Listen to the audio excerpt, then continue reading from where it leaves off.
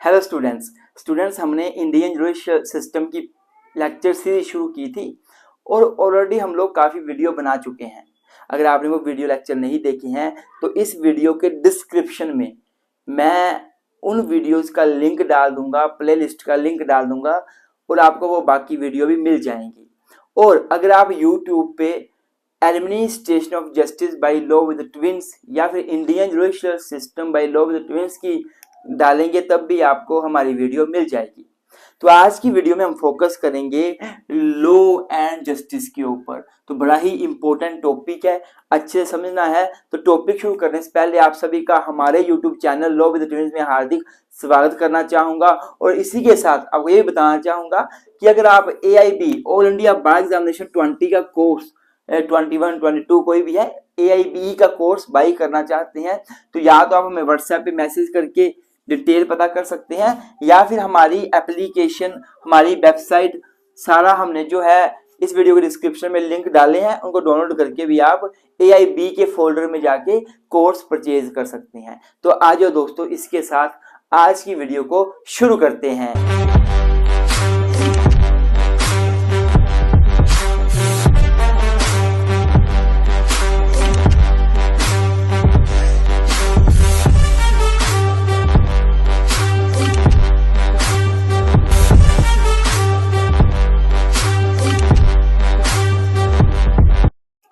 तो स्टूडेंट्स अब हम बात करेंगे लॉ एंड जस्टिस की।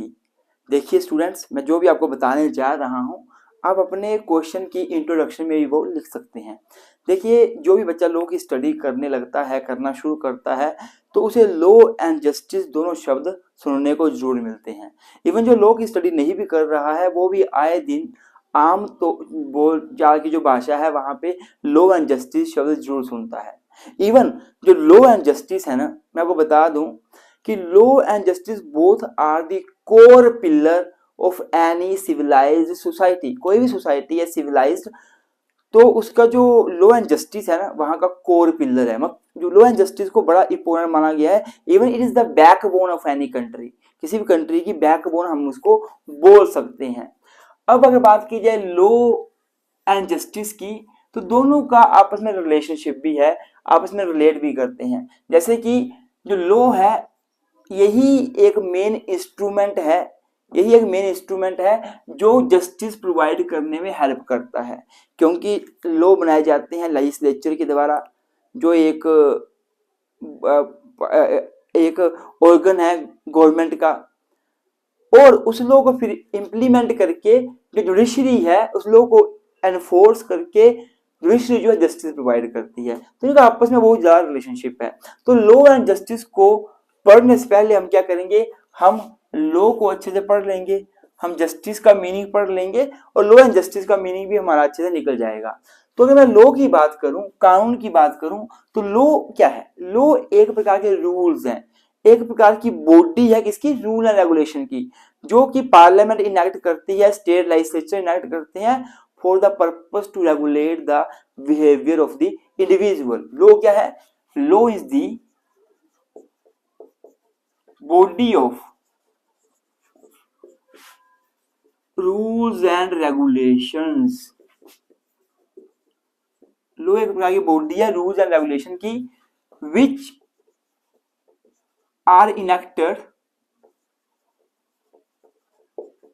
by the parliament और state legislature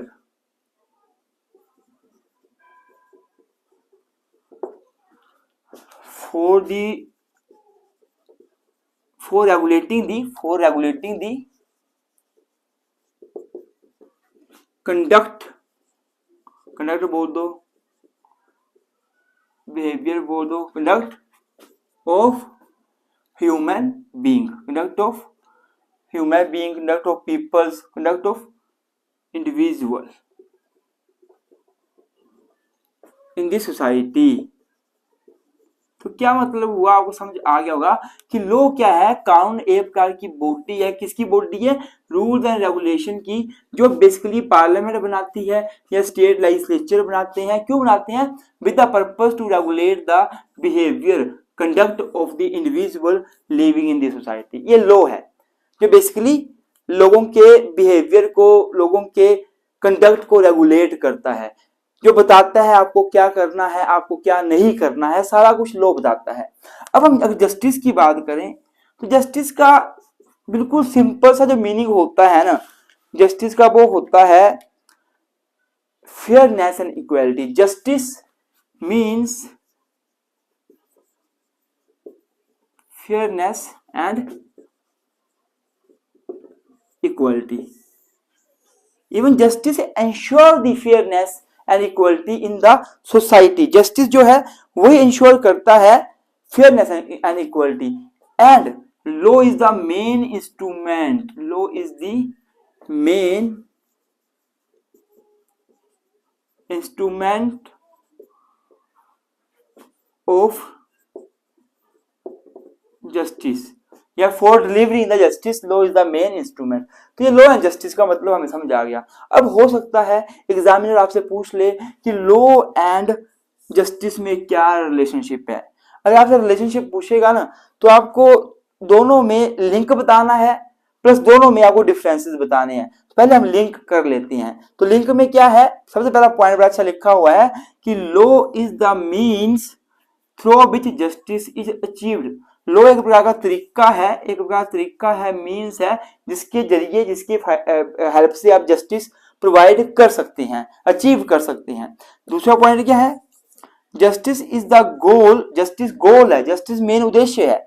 and law is the instrument, और लॉ जो है वो उस गोल को अचीव करने का हथियार है, इंस्ट्रूमेंट है। कोई आपके पास तरकीब है, वो लॉ है जिसके जरिए आप अपना जस्टिस प्रोवाइड करवा सकते हैं, जस्टिस ले सकते हैं।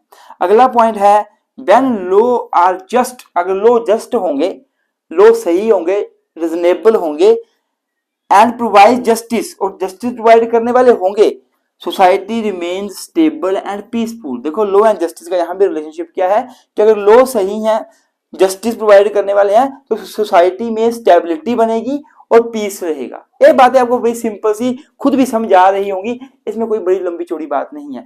अब हम बात कर लेते हैं डिफरेंस क्या है लॉ एंड जस्टिस का। जो भी मैं बता रहा हूं वो आप लॉ एंड जस्टिस के क्वेश्चन में लिख सकते हैं। अगर आपका मान लो 20 नंबर का क्वेश्चन आता है, सारी बातें आप लिखेंगे, कोई गलत नहीं करेगा।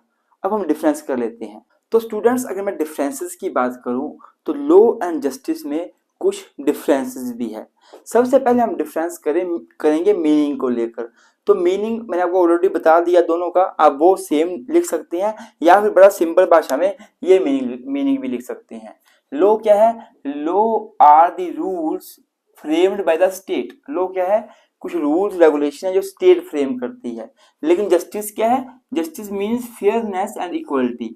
आप एक बात दिमाग में बिठा लो, जस्टिस का मतलब भी फेयरनेस एंड इक्वलिटी होता है। तो दोनों का मीनिंग बता देंगे। दूसरा डिफरेंस जो है वो बेसिकली है लॉ का टाइप। लॉ जो है वो रिटन हो सकता है, कोडिफाइड हो सकता है, लेकिन जब हम जस्टिस की बात करते हैं तो ये रिटन नहीं होता, ये कोडिफाइड नहीं होता, बल्कि जो जस्टिस है ये या तो ये मोरल हो सकता है या एथिकल हो सकता है। ये मोरल एंड एथिकल हो सकता है क्योंकि इसका लिंक नहीं है रिटन या अनरिटन से, ये मोरालिटी से डील करने वाली चीज है, लेकिन ये कोडिफाइड और रिटन हो सकता है। जो लॉ है उसका अगर स्कोप आप देखते हैं तो स्कोप लॉ की ना लिमिटेड है। जो एक कानून बना है वो उतने में सीमित रह जाता है। Scope is very limited, its scope is limited to the statute only. जो स्टैट्यूट बना है, जैसे एक स्टैट्यूट टैक्स का बन गया तो उसमें टैक्स की ही बातें की जाएंगी। एक स्टैट्यूट अगर कॉन्ट्रैक्ट का बन गया, कॉन्ट्रैक्ट की ही बातें की जाएंगी। लिमिटेड स्कोप होती है लॉ की। लेकिन अगर बात की जाए जस्टिस की तो इसकी बहुत वाइड स्कोप होती है। The scope of justice is very wide. Justice is universal, ये यूनिवर्सल है। चाहे कोई भी लॉ की बुक मिली है, कोई भी लॉ बना है, उसका अल्टीमेट ऑब्जेक्ट जस्टिस देना ही होगा। जस्टिस की वाइड स्कोप है। अब जो लॉ है, law is very rigid. Law rigid होता है, रिजिड। रिजिड मतलब क्या हुआ बोलने का, जैसा लिखा गया है वैसा ही अप्लाई करना पड़ता है।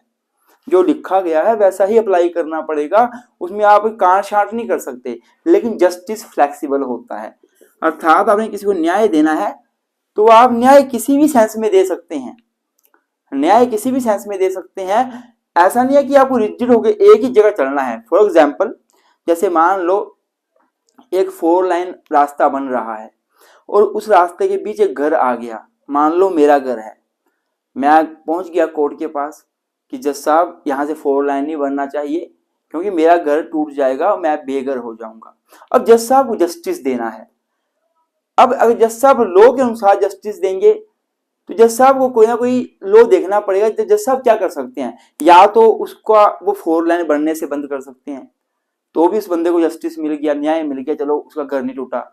या फिर जज साहब उसको बोलेंगे 4 लाइन बनने दो, हम कहीं आपको अलग जगह जमीन दे देंगे, ये भी जस्टिस ही हुआ। या जज साहब बोलेंगे कि हम आपको कहीं अलग जगह घर बना के दे देंगे, ये भी जस्टिस ही हुआ। तो अल्टीमेटली जस्टिस फ्लेक्सिबल होता है, ये फ्लेक्सिबल रहता है।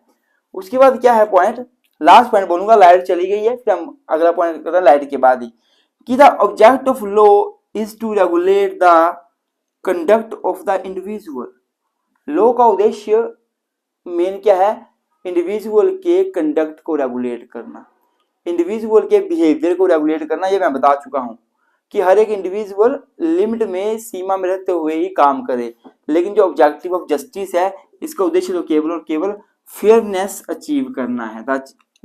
Object of justice to achievement of the fairness, मतलब जस्टिस के साथ फेयरनेस, इक्वालिटी, फ्लेक्सिबिलिटी, ये टर्म्स यूज होती हैं। मोरल, एथिकल, पर लॉ के साथ लॉ क्या है, रिजिड है, लिमिटेड है, कोडिफाइड रिटन है, ये टर्म्स यूज होती हैं। तो आपको याद कर लेना है इनमें डिफरेंस। अब हम आगे बढ़ते हैं और अब हम आगे करेंगे कि लॉ के क्या टाइप्स हैं और जस्टिस के क्या टाइप्स हैं।